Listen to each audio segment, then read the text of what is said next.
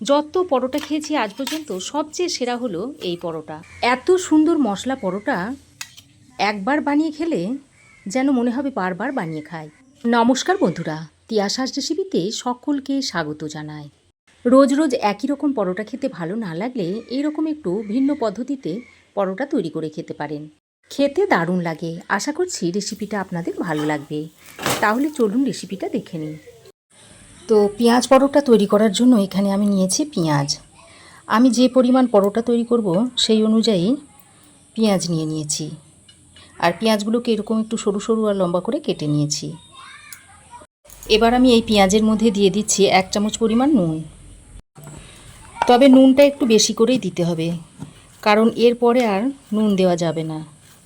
এবার নুনটা দিয়ে পেঁয়াজের সঙ্গে ভালো করে একটু মাখিয়ে নিচ্ছি। তো এইভাবে পেঁয়াজটাকে একটু হালকা হাতে মাখিয়ে নিয়েছি।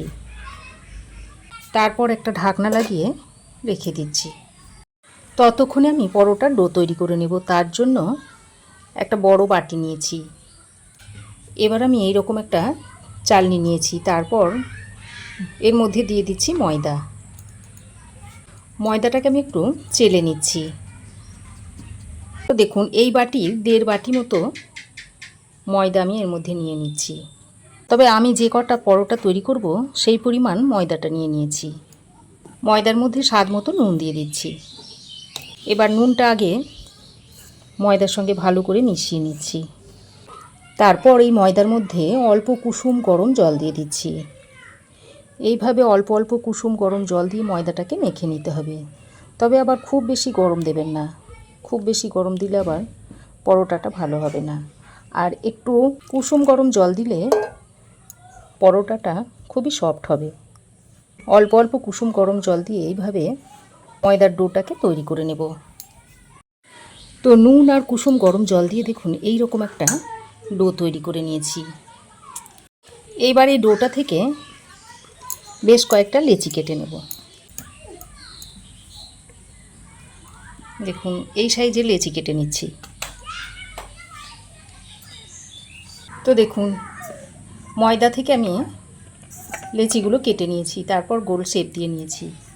এবার আমি একটা লেচি নিয়ে ময়দা দিয়ে একটু পাতলা করে বেলে নেব। আর একটু রুটির আকারে বেলে নেব। গোল শেপে বেলে নিতে হবে। তো দেখুন এই রকম করে রুটির আকারে আগে বেলে নিয়েছি। তো এইভাবে আমি সবগুলো রুটিকে আগে বেলে নেব। তো দেখুন সবগুলো রুটি আমি তৈরি করে নিয়েছি। এবার এই রুটিটাকে এক সাইডে সরিয়ে রেখে দিচ্ছি। এবার আমি যে পেঁয়াজটাকে নুন মাখিয়ে রেখে দিয়েছিলাম সেটা নিয়ে নিয়েছি। কিছুক্ষণ রেস্টে রাখার পর দেখুন এর থেকে অনেকটাই জল বেরিয়ে গেছে। এবার আমি এই পেঁয়াজটা এইভাবে একটু হাতের সাহায্যে চেপে জলটাকে বার করে দিচ্ছি। আর দেখুন নুন মাখানোর ফলে দেখুন কতটা নরম হয়ে গেছে। তারপর অন্য একটা পাত্রে রেখে দিচ্ছি। এইভাবে সব পেঁয়াজটা থেকে জলটাকে চিপে ফেলে দিতে হবে।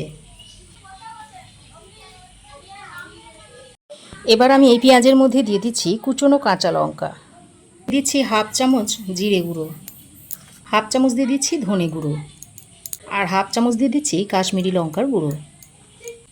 এবার এই সব কিছুকে একসঙ্গে ভালো করে মাখিয়ে নিচ্ছি।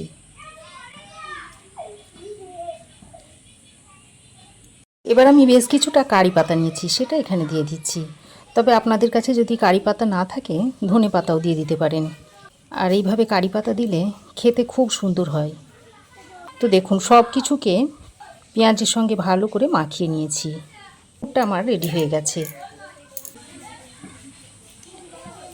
এবার আমি যে রুটিগুলো তৈরি করে নিয়েছিলাম তার থেকে এভাবে একটা করে নিয়ে নিচ্ছি, দিয়ে এখানে নিয়েছি। তারপর এই পুর থেকে কিছুটা নিয়ে এই রুটির উপরে দিয়ে দিচ্ছি। এইভাবে দিয়ে পুরো রুটিটার উপরে এইভাবে ছড়িয়ে দিতে হবে। তো পুরটাকে রুটির উপরে এভাবে দিয়ে দিয়েছি। তারপর আরও একটা রুটি এই রুটির উপর দিয়ে চাপিয়ে দিচ্ছি। তারপর এইভাবে একটু হাতের সাহায্যে চেপে চেপে দিচ্ছি। এবার একটা ছুরি দিয়ে রুটিটাকে একটু লম্বা লম্বা করে কেটে নিচ্ছি। বন্ধুরা, পরোটা তো আপনারা অনেক রকমভাবেই তৈরি করে খেয়েছেন। এইভাবে কি কখনো পেঁয়াজ পরোটা তৈরি করে খাওয়া হয়েছে? যদি খেয়ে না থাকেন তো অবশ্যই একবার এইভাবে তৈরি করে খেয়ে দেখুন। আজ পর্যন্ত যত রকমের পরোটা খেয়েছেন মনে হবে যেন এটাই সবচেয়ে সেরা পরোটা। তো রুটিটা দেখুন এইভাবে লম্বা লম্বা করে কেটে নিয়েছি। এবার এই একটা এই ফিতের মতো পিসগুলোকে একটার ওপর এইভাবে তুলে নিচ্ছি। সবগুলোকে এই একইভাবে গুছিয়ে নিতে হবে এইরকম। তারপর এইভাবে একটু হাতের সাহায্যে চেপে চেপে নিচ্ছি। এবার এইভাবে একটু ফোল্ড করে নিচ্ছি।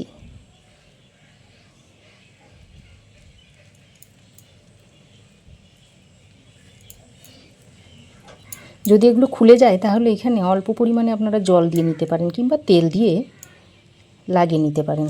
তারপর এইভাবে একটু চ্যাপটা করে নিচ্ছি। এইভাবে হাতের সাহায্যে একটু এরকম প্রেস করে করে তারপর বেলে নেব। এখন উপর দিয়ে এইভাবে ময়দা ছড়িয়ে দিচ্ছি।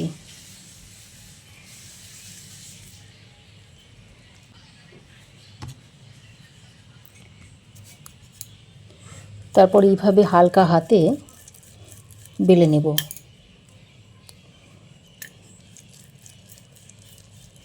আর খুব বেশি পাতলা করে বেলা যাবে না, একটু মোটা করে বেলতে হবে।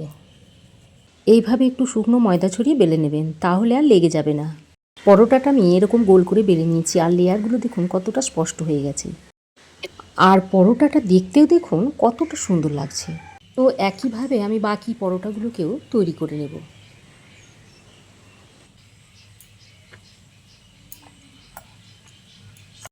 তারপর এদিকে আমি একটা ফ্রাই প্যান আগে থেকে গরম করে রেখে দিয়েছি। তারপরে বেলে নেওয়া পরোটাটা ফ্রাই প্যানের উপর দিয়ে দিচ্ছি। প্রথমে শুকনো এইভাবে সেঁকে নিতে হবে। শুকনো অবস্থায় দু সাইড ভালো করে সেঁকে নিয়ে তারপর এইভাবে উপর দিয়ে একটু তেল দিয়ে দিচ্ছি অল্প করে। দু সাইড শুকনো সেঁকে নেওয়ার পর আপনারা আপনাদের পছন্দ মতো তেল বা ঘি দিয়ে পরোটাটাকে এপিট ওপিট করে ভেজে নেবেন।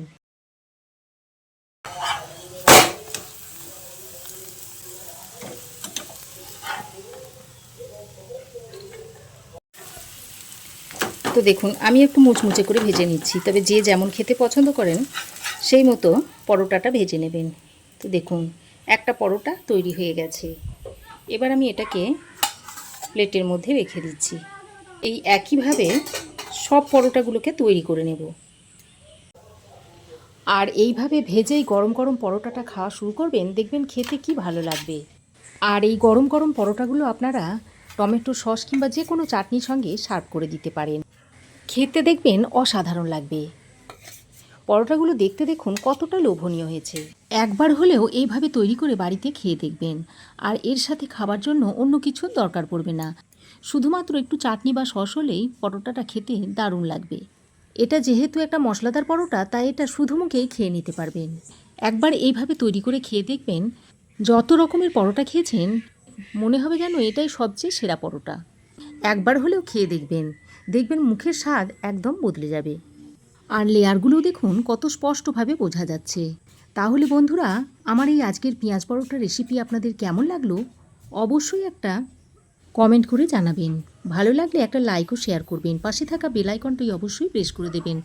আর আমার চ্যানেলে যদি নতুন হয়ে থাকেন তো প্লিজ চ্যানেলটাকে সাবস্ক্রাইব করার অনুরোধ রইল। আজ এ পর্যন্তই। আবার দেখা হবে নতুন কোনো রেসিপি নিয়ে নেক্সট এপিসোডে। সে পর্যন্ত ভালো থাকবেন, সুস্থ থাকবেন। ধন্যবাদ।